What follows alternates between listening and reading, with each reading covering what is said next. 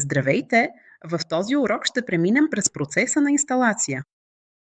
Вероятно сте получили линк за изтегляне на софтуера. Аз получих подобен линк, както и вие. Ще го поставя в адресната лента и ще натисна Enter, което ще изтегли софтуера. Сега съм готов да разпозная този софтуер, който се казва Lost Sender. Кликнете върху него и ще видите това. Това е известие, което имате. Както можете да разпознаете, имате само това. Не натискайте "Не стартирай", но това не е бутона, който трябва да натиснем. Трябва да кликнем на "Още информация". И тук имаме "Стартирай". Така или иначе, напълно безопасно е да го стартирате на вашата система, така че моля не се притеснявайте за това. Добре, кликнете на "Стартирай" въпреки това и това ще инсталира софтуера. Сега просто можете да затворите браузера тук. Трябва да разпознае софтуера по иконата на WhatsApp и просто ще кликна 2 пъти, както при обикновен софтуер.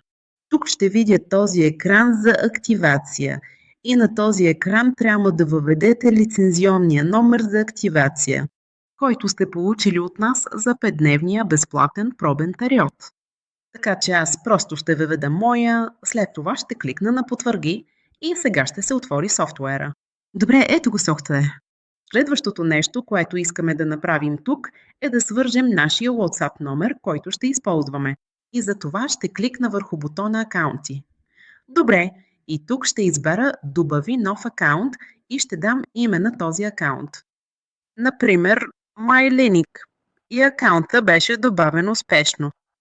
Добре, и сега имаме още 2 важни неща, които трябва да направим. Първото е да свържем реалния WhatsApp акаунт с този акаунт на MyClinic.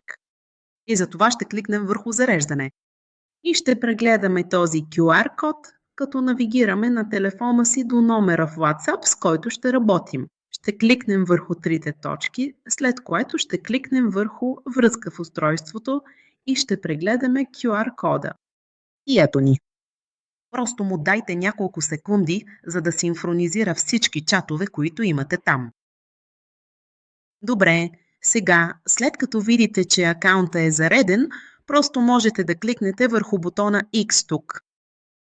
Добре, и още нещо, което трябва да направим сега, е за акаунта на MyClinic просто да го направим основен акаунт.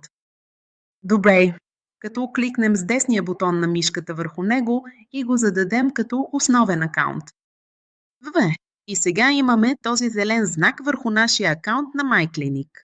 Добре, сюда. Можем да кликнем върху този бутон X и сме готови.